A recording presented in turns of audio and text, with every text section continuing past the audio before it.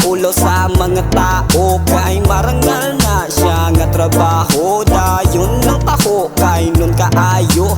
Ma'am, sir, pagpalit na mo, nindot ni siya sa buntag sayo. Naay suya, arnibal ug sago, butangan ug gatas kung gusto nimo. Naay tagis, 20 ug 30, kung gusto nimo pwede pud 40. Ang taho, grabe og sustansya, naayo sa ulcer o uban pa. Usa-usa pa, inyong gihulat sa kadaghanan.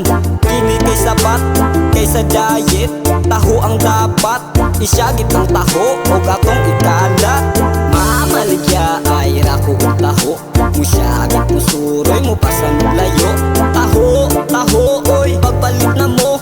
Taho, taho, oy, pagpalit na mo.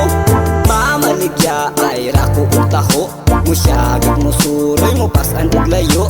Taho, taho, oy, pagpalit na mo. Taho, taho, oy, pagpalit na mo. Dili gid lalim kinabuhi sa taho, kay maning kamuta nga mahurot og sayo. Dili pwede ka na magabinan, kay ka na madaot, magsakit inyong tiyan. So listen ko ni mga iliganon, ang taho maoy pangitaon sa mga tigulang bata-batanon. Pwede mo tilaw balag walay kaon, kay walay kontrang taho mga igsuon. Grabe ka lami, ikaw magpangita sa among taho ug among timplada. 100% kamo kay safety sa among taho, grabe gud ka tasty. Sa imong kwarta dili ka magansi, sulit ka ayong mangitag pamaagi.